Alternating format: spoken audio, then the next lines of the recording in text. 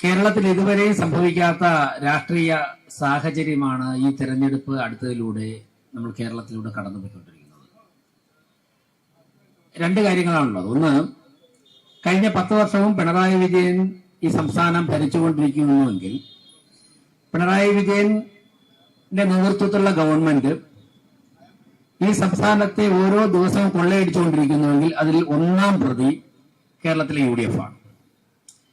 40 MLA-മാരെ 40-45 MLA-മാരെ കൊടുത്തിട്ട് ഒരു ദിവസം പോലും നിയമസഭയ്ക്കകത്തോ പുറത്തോ കഴിഞ്ഞ 10 വർഷമായി LDF ഗവൺമെന്റിനെതിരെ ചരിത്രത്തിലിടം നേടുന്ന ഒരു സമരം പോലും ചെയ്യാൻ സാധിക്കാത്ത പ്രതിപക്ഷമാണെന്ന് കേരളത്തിന്റെ തകർച്ചയ്ക്ക് ഒന്നാം പ്രതി എന്നാണ് എനിക്ക് ആദ്യമായി ഇവിടെ പറയുവാനുള്ളത്. ഏതെങ്കിലും കഴിഞ്ഞ 10 വർഷത്തെ പിണറായി ഗവൺമെന്റിനെതിരായിട്ട് കേരളത്തിന്റെ ചരിത്രത്തിലിടം നേടിയ ഏതെങ്കിലും ഒരു സമരം രമേശ് ചെന്നിത്തലയുടെയോ VD സതീശന്റെയോ നേതൃത്വത്തിൽ കേരളത്തിൽ നടന്നിട്ടുണ്ടോ? കേരളത്തിലെ ജനങ്ങളുടെ മനസ്സിലുള്ള ഒരു സമരം നടന്നിട്ടുണ്ടോ? നടന്നിട്ടില്ല. ശബരിമലയുമായി ബന്ധപ്പെട്ട് BJPയും അനുബന്ധ പ്രസ്ഥാനങ്ങളും നടത്തിയ സമരമല്ലാതെ പിണറായി വിജയന്റെ 10 വർഷം പിണറായി വിജയന്റെ അഴിമതിയുടെ ആറാട്ട് നടന്നപ്പോൾ അതിന് പഞ്ചപുച്ഛമടക്കി എല്ലാ സംവിധാനവും സഹായവും ചെയ്തു കൊടുത്ത, അതിന് എല്ലാ ഒത്താശയും ചെയ്തു കൊടുത്തവരായിരുന്നു രമേശ് ചെന്നിത്തലയും VD സതീശനും. ഈ രാഷ്ട്രീയമാണ് കേരളം ചർച്ച ചെയ്യുന്നത്. മറുഭാഗത്ത് മാർക്സിസ്റ്റ് പാർട്ടി. നമുക്കറിയാം, മാർക്സിസ്റ്റ് പാർട്ടിയുടെ സംഘടന അടിത്തറയെ കുറിച്ച് നമ്മൾ കേട്ടിട്ടുണ്ട്. പക്ഷേ ഒരു സംശയവും വേണ്ട, പശ്ചിമ ബംഗാളിൽ സംഭവിച്ചതിനേക്കാൾ ഭീകരമായ തകർച്ചയാണ് ആ പാർട്ടി നേരിടുന്നത്. ഞാൻ പറയാൻ കാരണം, മലപ്പട്ടം എന്നുള്ളൊരു പഞ്ചായത്തിൽ ഞാനൊരിക്കൽ പോയിട്ടുണ്ട്. ഒരിക്കൽ മാത്രമേ ജീവിതത്തിൽ പോയിട്ടുള്ളൂ. ഒരിക്കൽ CPM-ന്റെ അക്രമം സഹിക്കാതെ വന്നപ്പോഴേക്കും CPM ഗ്രാമങ്ങളിലേക്ക് BJP 2010-13 കാലഘട്ടത്തിൽ നടത്തിയ ഒരു ജാഥയുടെ ഭാഗമായിട്ടാണ് ഞാൻ അവിടെ പോയത്. അവിടെ പോയി പ്രസംഗിക്കുമ്പോഴേക്കും 4 ചുറ്റും പാരാമിലിറ്ററി ഫോഴ്സിനെ അണിനിരത്തിയിട്ടാണ് ഞങ്ങൾക്ക് പ്രസംഗിക്കുവാനുള്ള അവസരം ഉണ്ടാക്കുന്നത്. അത്രത്തോളം CPM മാത്രമുള്ള മറ്റാർക്കും നാമനിർദ്ദേശ പത്രിക കൊടുക്കാൻ പറ്റാത്ത സ്ഥലമാണ് മലപ്പട്ടം. ആ മലപ്പട്ടത്തു നിന്നാണ് CPM-ന്റെ വിമത സ്ഥാനാർത്ഥി വന്നിരിക്കുന്നത്, ഗോവിന്ദൻ. തീർച്ചയായിട്ടും ആ പാർട്ടിയുടെ തകർച്ച, സുധാകരനായിക്കോട്ടെ ഗോവിന്ദനായിക്കോട്ടെ, ആ പാർട്ടിയുടെ തകർച്ച പശ്ചിമ ബംഗാളിനേക്കാളും ഭീകരമായി ആരംഭിച്ചുകൊണ്ടിരിക്കുകയാണ്. കാരണം, ഞാനത് പറയാൻ കാരണം, ഇപ്പൊ തിരുവനന്തപുരം കോർപ്പറേഷന്റെ മേയർ എന്നുള്ള നിലയ്ക്ക് ഞാനും അതോടൊപ്പം തന്നെ ഞങ്ങൾ സഹപ്രവർത്തകർ ശ്രീ ചേച്ചിയും ഗീയും ദൈവമൊക്കെ തന്നെ സുമിയൊക്കെ ഉണ്ട്, ഞങ്ങൾ കഴിഞ്ഞ കുറച്ച് ദിവസം കൊണ്ട് പ്രവർത്തിക്കുകയാണ്. സത്യത്തിൽ ഇന്ന് 2024-25 സാമ്പത്തിക വർഷം ഓഡിറ്റ് ചെയ്ത ഓഡിറ്റർമാര് ഇന്നവിടെ വന്നിരുന്നു. ഇന്ന് രാവിലെ 11 മണി മുതൽ 2 മണി വരെ അവരുടെ ഒരു മീറ്റിംഗ് ആയിരുന്നു. 24-25 സാമ്പത്തിക വർഷം അവർ കണ്ടെത്തിയ കാര്യങ്ങൾ. ഞങ്ങൾ കുറെ കാര്യങ്ങൾ കണ്ടെത്തിയിട്ടുണ്ട്. അവർ കണ്ടെത്തിയ കാര്യങ്ങളോട് ഞങ്ങളുടെ പറഞ്ഞപ്പോഴേക്കും ഇത്രയും വലിയൊരു ബോംബിന്റെ പുറത്താണല്ലോ ഞങ്ങൾ ഇരിക്കുന്നത് എന്നുള്ള ആശങ്കയാണ് അതിനുശേഷമുള്ള ഓരോ നിമിഷവും ഞങ്ങളെ വേട്ടയാടിക്കൊണ്ടിരിക്കുന്നത്. അതായത്, ഭരണം ഉപയോഗിച്ചുകൊണ്ട് സാധാരണക്കാരായ ജനങ്ങളുടെ നികുതിപ്പണവും അതുപോലെ തന്നെ ജനങ്ങൾക്ക് ഗുണകരമായ കാര്യങ്ങൾ വരേണ്ട പണവും കട്ടെടുത്തുകൊണ്ടൊരു മാഫിയ സംഘം തിരുവനന്തപുരത്ത് വിളയാടുന്നുവെങ്കിൽ കഴിഞ്ഞ 10 വർഷമായിട്ട് കേരളത്തെ വിറ്റ് തുലച്ചുകൊണ്ടിരിക്കുകയാണ്. ഇതിനെതിരായിട്ടുള്ള ഒരു വിധിയെഴുത്തായിരിക്കും ഈ തെരഞ്ഞെടുപ്പ് എന്നുള്ള കാര്യത്തിൽ യാതൊരു സംശയവും വേണ്ട. ഞാനിപ്പോ കണക്ക് നോക്കുകയായിരുന്നു. 24 വാർഡുകളുള്ള വട്ടിയൂർക്കാവ് നിയോജക മണ്ഡലത്തിൽ 11 വാർഡും വൻ ഭൂരിപക്ഷത്തിൽ വിജയിച്ചുകൊണ്ട് ഏറ്റവും മുമ്പിൽ നിൽക്കുന്ന BJP-യാണ്. 4 വാർഡുകളാണ് LDF-നുള്ളത്. എവിടെ ജയിക്കുമെന്ന് പറയുന്നത് LDF? 4 വാർഡുകളാണ് LDF-നുള്ളത്. എവിടെ ജയിക്കുമെന്ന് പറയുന്നത്? അസംബ്ലി തെരഞ്ഞെടുപ്പിൽ വർഷങ്ങളായിട്ട് UDF 3ാം സ്ഥാനത്താണ്.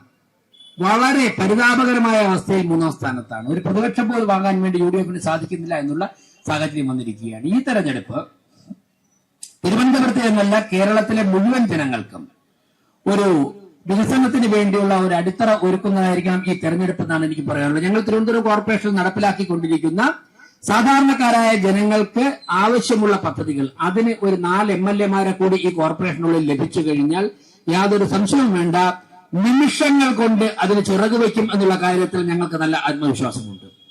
ആ ഒരു സഹായവും സഹകരണവും തേടിക്കൊണ്ടുള്ളതാണ് ഈ തെരഞ്ഞെടുപ്പ്.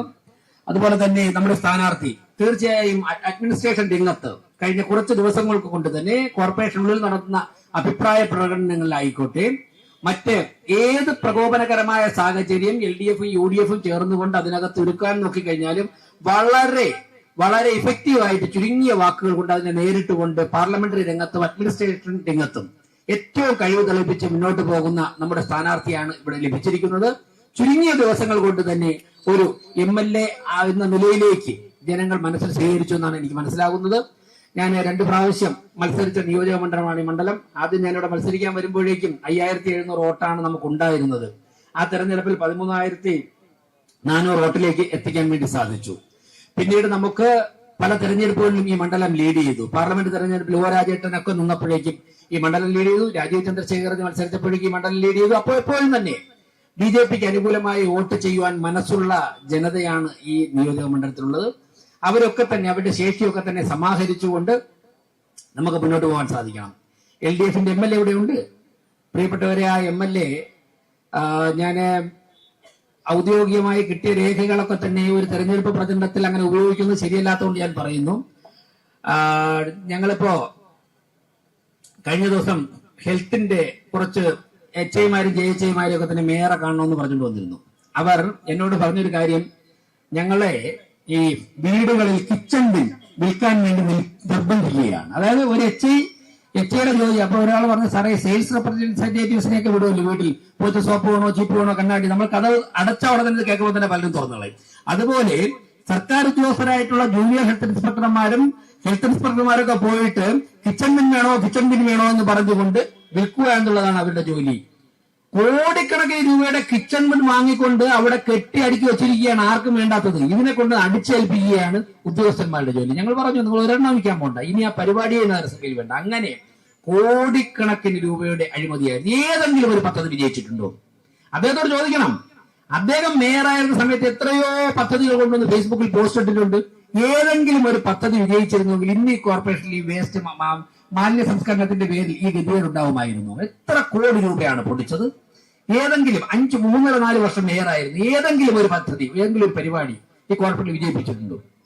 ഒരു വെള്ളപ്പൊക്കം വന്നപ്പോ റെസിഡൻസ് അസോസിയേഷനൊക്കെ കൂടെ തന്നെ മനുഷ്യ സ്നേഹമുള്ള ജനങ്ങളെ കൂടെ തന്നെ സോപ്പ് ചീപ്പ് കണ്ണാടി ഉൾപ്പെടെ വസ്ത്രങ്ങൾ ഉൾപ്പെടെ കൊണ്ടുകൊടുത്തു.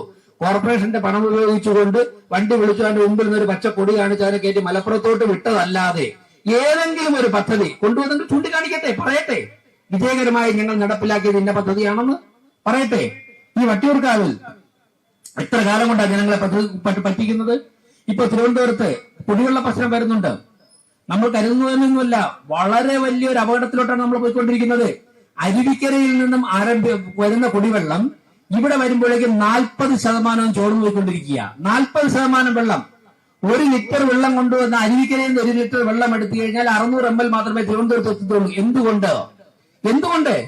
പൈപ്പ് ഭൂമിയുടെ അടിയിലൂടെയുള്ള പൈപ്പ് ഇടുമ്പോഴേക്കും ക്വാളിറ്റിയുള്ള പൈപ്പുകൾ വാങ്ങില്ല. ക്വാളിറ്റിയുള്ള പൈപ്പുകളിലെ കമ്മീഷൻ എത്രത്തോളം കിട്ടും? ആ പൈപ്പേ വാങ്ങുകയുള്ളൂ. കൃത്യമായിട്ടുള്ള സ്പെസിഫിക്കേഷൻ ഉണ്ട്. ഭൂമിക്കടിയിൽ കുഴിച്ചിട്ടായി ആരെങ്കിലും പോയിട്ടൊന്ന് നോക്കാൻ പോകുന്നുണ്ടോ? അങ്ങനെ വെള്ളം കിട്ടാത്തത് വരുന്നതിൽ 40% ചോർച്ചയാണ്. എന്നാൽ ഇത് 30-40 വർഷം കഴിയുമ്പോൾ മാറ്റണം. അത് മാറ്റണ്ടേ? അത് മാറ്റിയിട്ടില്ല. ഇതൊക്കെ തന്നെ ജനങ്ങൾ സഹിക്കേണ്ട ഒരു സാഹചര്യം വന്നിരിക്കുക. ഇങ്ങനെ ഓരോ എത്ര 1000 കോടി രൂപയാ ഈ ക്വാളിറ്റി കുറഞ്ഞ പൈപ്പ് വാങ്ങിച്ച് ഭൂമിക്കടിയിൽ കുഴിച്ചിട്ടുണ്ടെങ്കിൽ എത്ര കോടി രൂപയാ? ഇത് പൊട്ടുമ്പോ എന്താ ചെയ്യുന്നത്? ചെയ്യുന്നത് വേറെ അത്ഭുതമൊന്നുമില്ല. കുഴിക്കും, JCBയെ കൊണ്ടുവന്ന് കുഴിക്കും. അതിനുശേഷം അപ്പുറത്ത് ഏതെങ്കിലും റബ്ബർ ബാൻഡോ അല്ലെങ്കിൽ വലിയ വാൾട്ടിയോ വാങ്ങാൻ കൊണ്ടുവന്ന് ഇതിനെ കെട്ടും.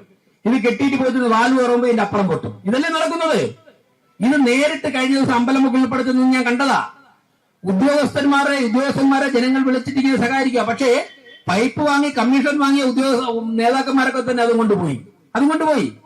ഇങ്ങനെ ഏതൊക്കെ മേഖലയിലാണോ സാമ്പത്തികമായിട്ട് കൊള്ള നടത്താൻ പറ്റുന്നത്? കഴിഞ്ഞ ദിവസം സിലേറ്റിച്ചുണ്ടായിരുന്നാണ് തോന്നുന്നത്. ഇതിന്റെ എത്ര പൊക്കമില്ലാത്തൊരു നിലവിളക്ക് കഴിഞ്ഞ 30-40 വർഷം കൊണ്ട് കോർപ്പറേഷനിൽ വാടകയ്ക്ക് എടുക്കുന്ന വിളക്കിന് 6000 രൂപയാണ് വാടക. ഈ വിളക്കിന് വില ചോദിച്ചു പാറ്റൂർ രാധാകൃഷ്ണൻ പദ്ധതി വില ചോദിച്ചോ 10,000 രൂപയുള്ളൂ. ഈ വിളക്കിന് 6000, ഒരു പരിപാടിക്ക് 6000 രൂപ. ഒരു ദിവസം 3-4 പരിപാടി കൊണ്ടുപോയിരുന്നത്. വിളക്കിന് നല്ല ഓട്ടമാണ്. 3-4 പരിപാടിക്ക് പോയി കഴിഞ്ഞാൽ 18,000 രൂപ. ഈ വിളക്കിന് 10,000 രൂപയുള്ളൂ. അപ്പൊ നമ്മൾ നടത്തിയ ഒരു പരിപാടിക്ക് പറഞ്ഞു ശരി നമുക്കൊന്ന് എടുക്കാം, ആ വിളക്കിന് 500 രൂപ കൊടുത്തോളൂ. നിങ്ങൾ അവിടെ എല്ലാം കണക്കുണ്ട്. ഇതൊക്കെ നാളെ ആര് വന്നു കഴിഞ്ഞാലും 6000 രൂപയ്ക്ക് എടുത്തതിന്റെ കണക്കോട് 500 രൂപയ്ക്ക് നമ്മൾ എടുത്തതിന്റെ കണക്കോട്. ഇനി ഒന്നുകൂടി അദ്ദേഹത്തെ വിളിച്ച് നെഗോഷിയേറ്റ് ചെയ്തത് 350 രൂപയ്ക്ക് കിട്ടും. ഈ ഒരു വർഷം നിങ്ങളെ ഇതൊരു കൊട്ടേഷൻ 350 രൂപയ്ക്ക് കിട്ടും. ഇതിനാണ് 6000 രൂപ. ഞാനിത് വെറുതെ എന്ന് പറയുന്നത് കൗൺസിൽ ഔദ്യോഗികമായിട്ട് രാധാകൃഷ്ണൻ ചോദിച്ചതാ. ഇത് ഞാൻ പറഞ്ഞൊരു ചെറിയ ഉദാഹരണം. ഞങ്ങൾ കഴിഞ്ഞ ദിവസം ആറ്റിയാൽ പങ്കാളിക്കാൻ വേണ്ടില്ലേ ഒരു ഓൾട്ടോ കാറ് ഒരു ദിവസം ഇടുന്നതിന് 400 രൂപ വാങ്ങിക്കുക. SMV സ്കൂളിൽ ഒരു ബസ്സിൽ രാവിലെ കുറച്ച് അമ്മമാർ വന്ന് 8 മണിക്ക് കൊല്ലത്തുനിന്ന് അവര് വന്നിട്ട് ബസ് അവിടെ ഇട്ടിട്ട് പൊങ്കാല ഇടാൻ കയറിയപ്പോഴേക്കും PTA കമ്മിറ്റി എന്ന് പറഞ്ഞൊരു കൊച്ചു തുണ്ട് അടിച്ചുകൊണ്ട് വന്നതിന് ശേഷം 1000 രൂപ ഉച്ചവരെ ഇടുന്ന 1000 രൂപയാണ് കോർപ്പറേഷൻ ലേലത്തിൽ കൊടുത്ത് കോർപ്പറേഷനിൽ നിന്ന് ലേലം എടുത്ത ഒരാൾ ഗാന്ധി പാർക്കിൽ ഒരു കാർ ഒരു ദിവസം രാത്രി ഇടുന്നതിന് 780 രൂപ.